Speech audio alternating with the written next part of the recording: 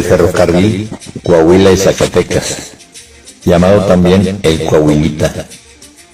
El tren fue una idea de don Guillermo Purcell, prominente empresario saltillense con negocios mineros en Concha del Oro, quien buscaba una forma de transportar mineral que a la larga terminó por unir a dos poblados.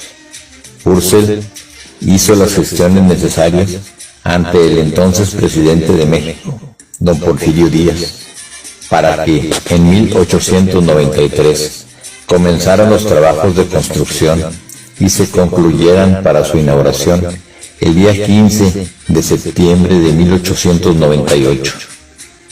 En aquel momento tan importante estuvieron presentes los gobernadores de Coahuila y Zacatecas, Miguel Cárdenas y Jesús Arechiga, respectivamente. También los primeros jefes de estación, por Saltillo, Francisco Montijano, y por Concepción del Oro, Salvador L. Trujillo. El Coahuila y Zacatecas era un tren de vía angosta que viajaba a una velocidad promedio de 40 kilómetros por hora. Realizaba 2 recorridos diarios, el primero a las 7 de la mañana de Saltillo a Concepción del Oro, a donde llegaba a las 12 de mediodía, para partir nuevamente a la 1 p.m. con destino a la capital de Coahuila, a donde llegaba a las 6 de la tarde. En Saltillo, el Coahuilita entraba por la calle lo que es Felipe Berriozábal hoy, hasta el llamado Parque La Maquinita, para después regresar de reversa, pasando por el Puente Negro para así entrar a su estación. Y es que el tren, además, hacía paradas en prácticamente cualquier ranchería en su recorrido entre las dos ciudades, así mencionando a San Juan, al Crucero, Encantada, Agua Nueva, Carneros, Buñuelos, Fraile, La India, La Pedrera, Punta Santa Elena, Melville, Las Cotuchas, Jazminal, San Carlos, San Miguel, Ábalos y Margaritas. Pero, además, se interconectaba con Bonanza, Canutillo, Jesús María, San Pedro y Terminal de Providencia, ramales en su época importantes por el transporte de los productos locales. En Ábalos trabajó con Peñoles, alternando cargas de la vía minera de 2 pies con las locomotoras número 1 y número 2 de Orenstein and Coppel, pequeñas mallet de 2 pies de Escantillón. Una se conserva aún frente a la estación de Saltillo, Coahuila. Hacer el viaje de 5 horas en el ferrocarril entre Saltillo y Concha del Oro era toda una odisea, según relatan algunas personas que fueron asiduos viajeros. En cada estación que el tren se detenía, había ofrecimiento de comida, desde lonches, refrescos, cajeta, gorditas, limas, hasta mole, quesos, enchiladas, periódico, aunque fuera de otras fechas. Y a bordo del tren, don Manuelito Rodríguez le ofrecía refrescos y periódicos a los pasajeros, revistas que en su lugar se le llamaba publicaciones. Varias anécdotas se cuentan sobre los viajes que realizaba el Coahuila y Zacatecas. Dicen que era el único tren que se detenía cuando un burro se atravesaba, algo que ahora resultaría imposible, considerando las altas velocidades a las que viajan. Pero, como el Coahuila y Zacatecas viajaba muy lento, era fácil detenerse para ahuyentar al despistado animal. A través del tiempo se ha escrito algo sobre el Coahuila y Zacatecas, aunque relativamente poco, considerando la magnitud del pequeño ferrocarril que tuvo tanta importancia sociocultural y económico entre dos ciudades, sin dejar atrás, por supuesto, sus funciones de transporte. A lo largo de su vida sufrió cambios importantes, algunos de tecnología y otros de operaciones que involucraban cambios en su administración. Un cambio tecnológico fue el cambio de combustible sólido a combustible líquido, allá por el año de 1957, siendo la primera en convertirse en la máquina número 7. Inmediatamente se vio el efecto benéfico en la penosa operación de palear el carbón.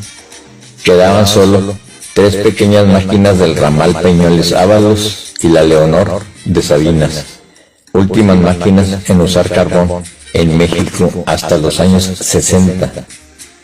Para el 17 de abril de 1959, la Casa Purcell, administradora del ferrocarril, lo declaró incosteable y anunció el cierre de sus operaciones, pero intervino el gobierno federal, rescatando al ferrocarril y operándolo como Ferrocarril Coahuila y Zacatecas Administración Gobierno, que a través de la Secretaría de Comunicaciones y Transportes quedó al frente como gerente el ingeniero Gelasio Luna.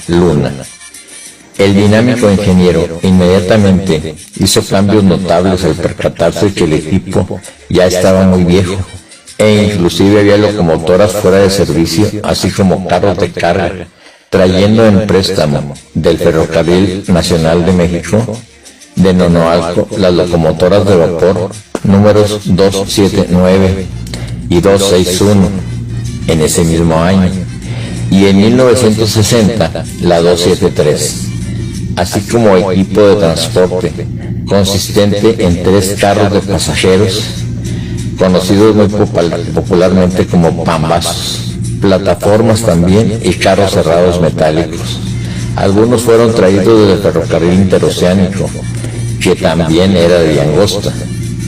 Aunque la Casa Purcell ya había considerado el cambio del equipo de arrastre por máquinas diésel y tenía cotizaciones de estas, fue nuevamente don Gelasio Luna quien gestionó y adquirió 4 máquinas EMD G8 electrodiesel para el arrastre del equipo. Las primeras adquiridas fueron en 1960, numeradas como 800 y 801.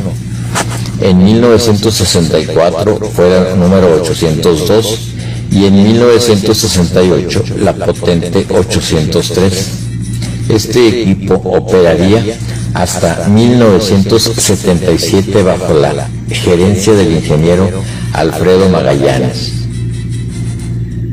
A pesar de los grandes esfuerzos, el ferrocarril estaba condenado. La vía angosta, que fue siempre su talón de Aquiles, aunado a la baja producción de las minas, provocada por la nacionalización de las mismas por parte del gobierno federal, e inclusive de los productos del campo como las fibras de lechuguilla y de palma y candelilla y el guayule, que prácticamente habían dejado de usarse, provocando un cambio radical. Era tiempo de pasar a la vía ancha, aprovechando la vía de Saltillo a Gómez Farías, y ahí tener una nueva vía a Melville para continuar utilizando parte del viejo trazo del Coahuilita a Margarita, donde tendría un retorno en forma de pera. El tren ya no llegaría a Concepción del Oro, porque no había espacio suficiente para las maniobras. Abandonando también todos los ramales, quedaron incomunicadas las rancherías al norte de Melville hasta Carneros. En 1977 se retiró definitivamente el servicio, con la venta de los pedazos que se hicieron de Ferrocarriles Nacionales de México. Los nuevos dueños no tuvieron interés en esta vía, la cual fue desmantelada, terminando así la última etapa de lo que un día fue el Coahuila y Zacatecas. De él solo quedan recuerdos que poco a poco se van borrando. El tren que una vez fue minero y se convirtió en el tren de los campesinos.